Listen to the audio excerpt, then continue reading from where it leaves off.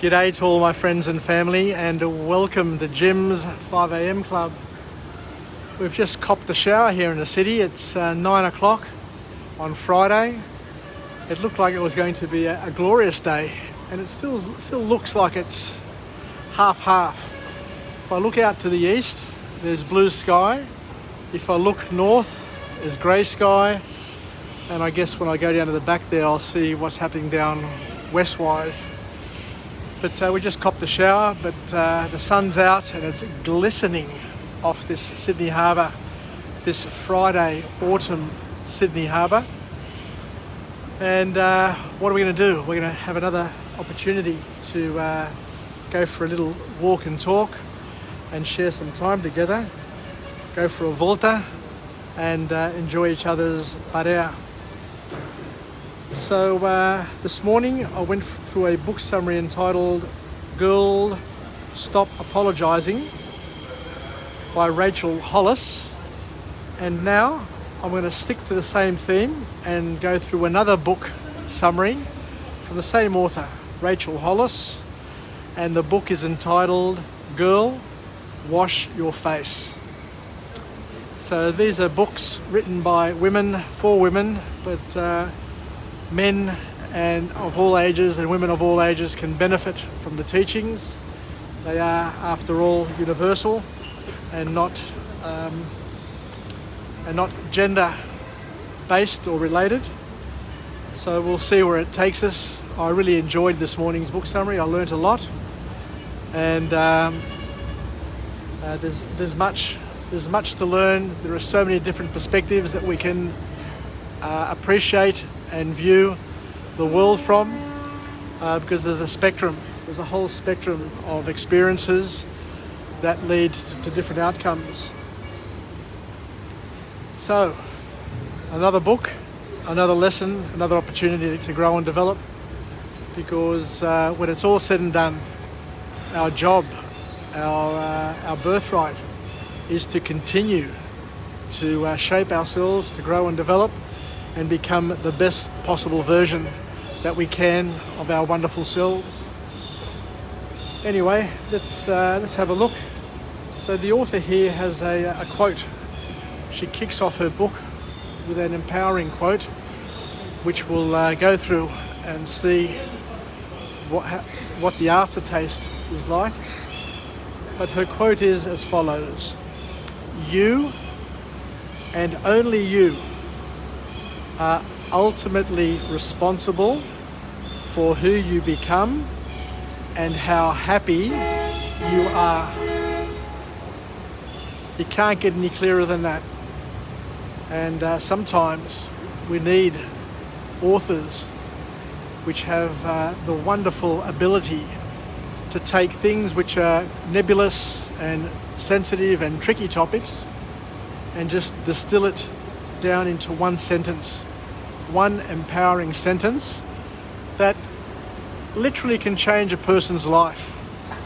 You know, you take this advice, or you take this one-liner, and you sit and think about it, and it has the ability to shape your day and your future, as well as the future of many other people around us.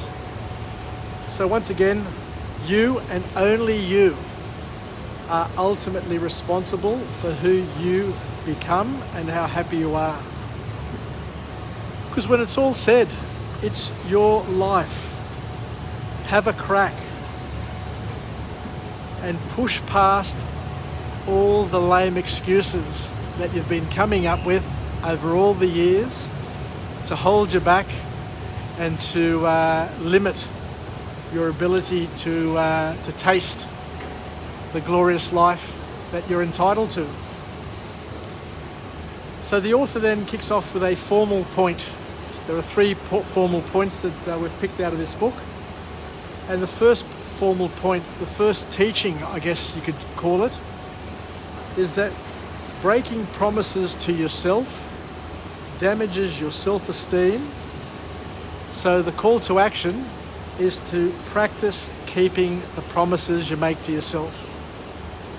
So what the author is telling us here is that the most important promise to keep is the one that you make to yourself, because it's those promises that help build your self-esteem, that build your identity, and build you as a person.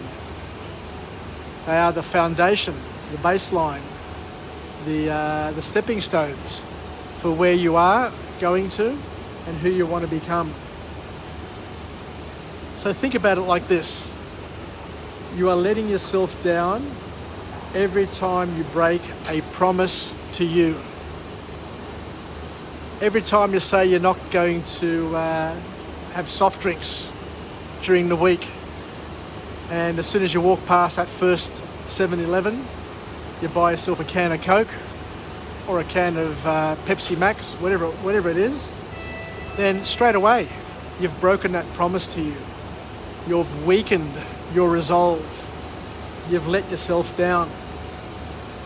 So what we need to do, according to this wonderful author, is to make a habit of keeping promises to yourself, because it's a habit, it's a muscle, and we need to develop and strengthen that muscle of keeping promises to ourselves in order to become stronger as individuals and more fulfilled through achievement, as opposed to failures that litter our past. The next point that the author talks about is the importance of embracing the chaos that surrounds us, and to understand that each home is chaos, but it's organised chaos. And that's what family life is all about. Family life isn't a puzzle that you neatly place the pieces together with, and it magically glues and rearranges itself and cleans itself up. It's something that requires effort from each and every one of the players, and you just need to enjoy it. It's not going to be perfect all the time.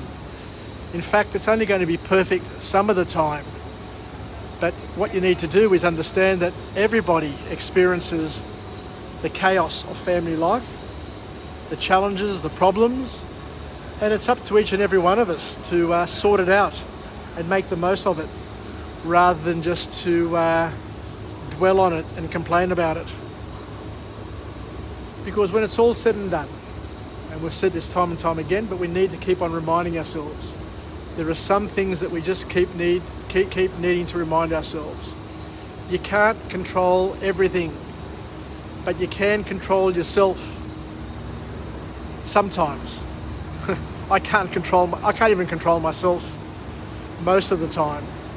So trying to control others, trying to control systems, trying to control family, friends, and everybody else is once again one of those impossible tasks. So the author here says, just accept it, embrace it, live with it, get on with it, and swim with the tide.